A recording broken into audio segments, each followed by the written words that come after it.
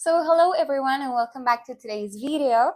Today I want to talk about some tips that have actually helped me to become proficient at two languages, which are English and French. Imagine that languages work like any skill. If you do not practice them often, you will end up forgetting them. This is the reason why it's extremely important to keep being exposed to the language. How can we do this? Through reading or listening. So, acquiring your second language is like how you first learn your mother tongue. You didn't go to a school and where they taught you the rules per se. You listened to your mom, you read posters when you were going through the street, you read instructions from, I don't know, for building up your first toy. So, acquiring your second language is similar to how you did your first one. There are two types of content that help us to keep being exposed to the language. These are graded and authentic materials. Graded materials are the ones that are adapted to your level. Okay, so in case you don't know, normally languages are divided into three levels: A, B, and C. And A is like the basic one, B the intermediate, and C proficient. If you want to begin learning a new language, my recommendation for you is to go through graded materials, which means that there are books that are adapted to levels. I would recommend you these type of materials because if you go to authentic materials straight, it's gonna be kind of difficult, and I'm gonna explain you why. So authentic materials basically are the ones that are not graded and the ones that show you how language works in real life. Some examples for this can be magazine articles, podcasts, YouTube videos, novels, right, that are not graded. And the good thing about authentic materials is that they show us how to apply language in real life instead of going like into very controlled practice exercises like the ones that are in graded books or in graded listening exercises.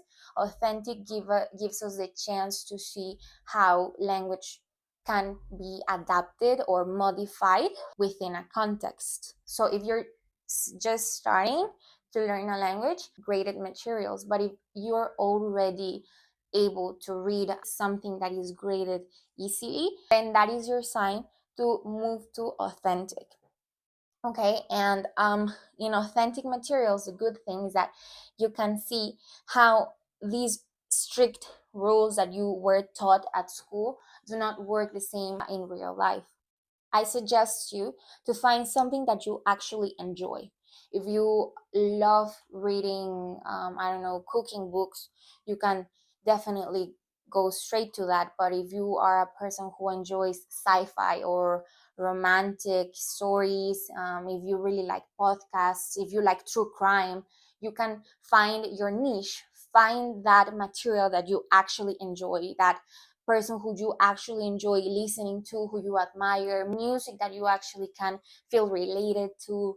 Okay, so in English, I think there's plenty of options. But if you move from language to language, you can see that options are not that varied, but still you can find your niche. It's not impossible, and it will make your language learning journey much easier because you will actually enjoy it, personalize it, and it will become meaningful for you.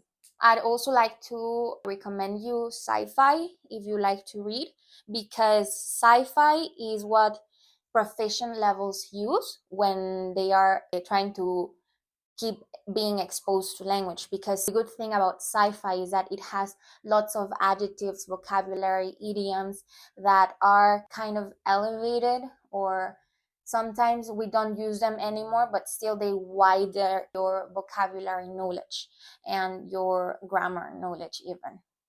The second advice is that you have to find what learning method works for you. Okay, so the way I like to see it is that there are three ways we can learn a language.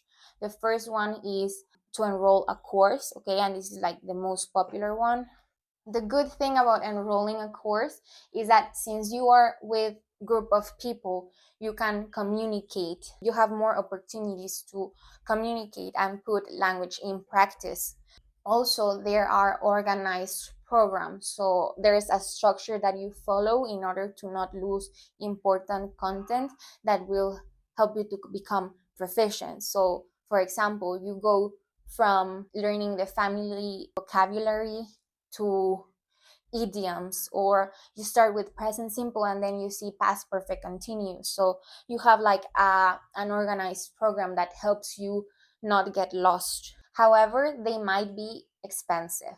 This is the reason why the second method I have used is e-learning. Okay, so e-learning has a bunch of pros. For example, flexibility.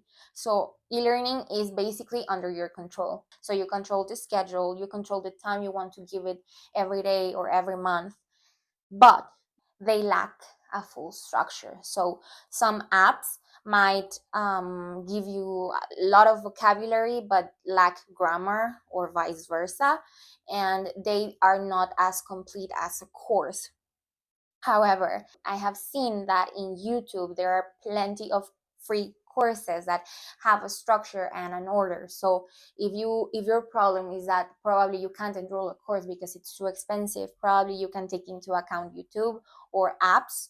And this is my favorite app for practicing the language, because as I said, in a course you have these opportunities to communicate with people, but in an app it's difficult because normally you have a conversation with AI. How can you remain in contact with language while speaking with others? Is through apps like Tandem. I know there is one that it's called Hello Talk. Also, in this way, you can enter. I do not know how the others work, but I have used Tandem, and over there you have like parties, and you enter, and it's basically a room where everyone is speaking the target language you're learning.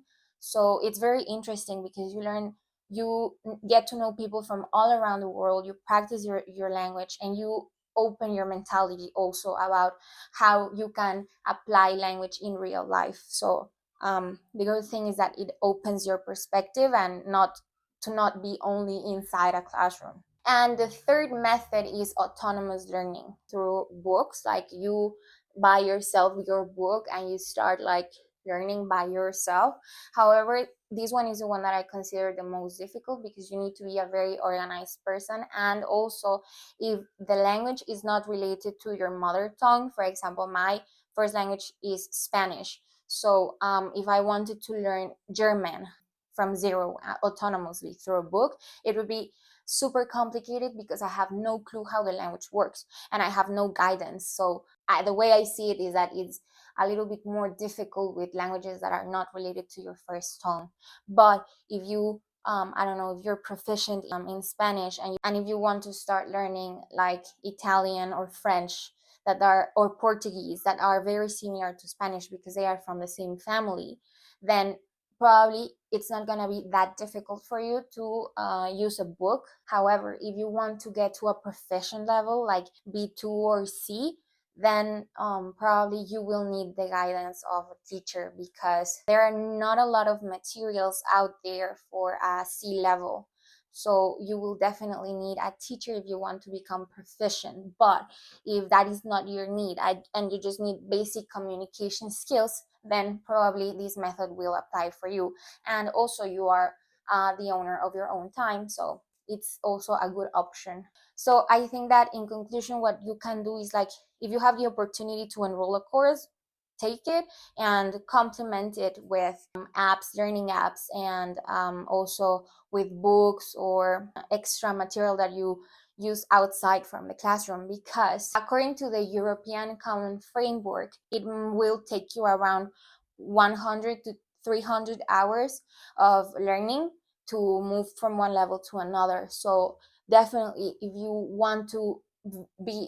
want to become fluent in it, you will need to give it time. Okay, so it's not gonna be enough what you see at school or at the course. You definitely need to do it outside in your free time, because if that is your goal, you have to give it time and take into account that it's not that fast and that your brain is still adapting.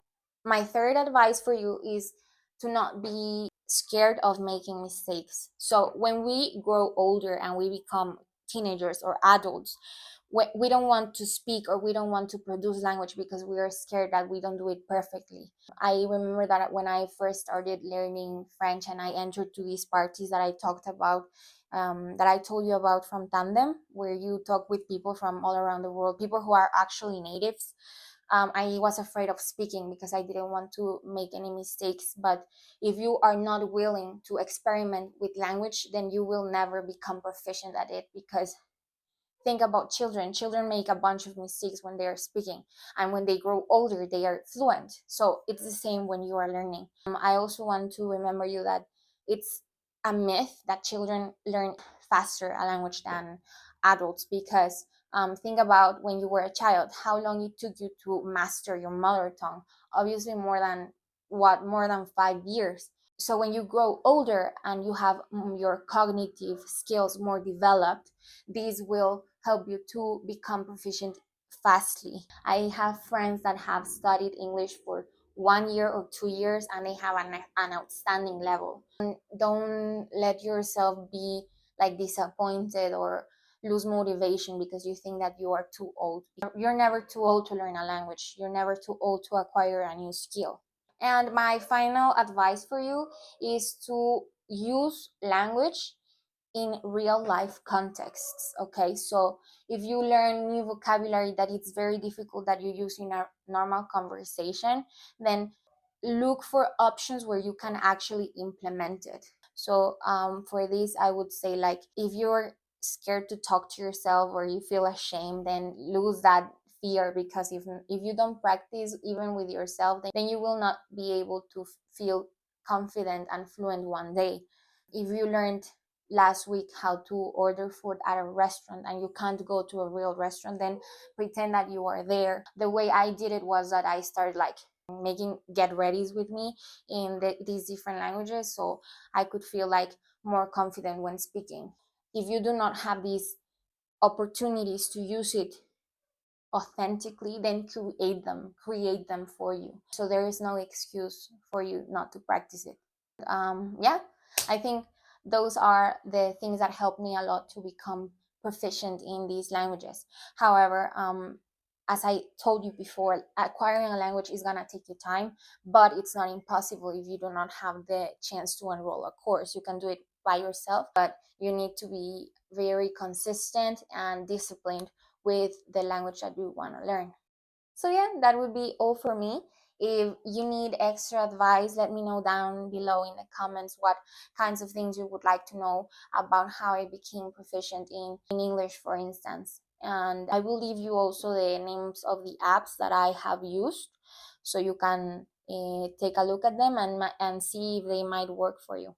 Sorry guys, I forgot to record the last part of the video, but yeah, those were the things that helped me in my language learning journey. If you want to know more things about how I became proficient, please leave your questions down below in the comments.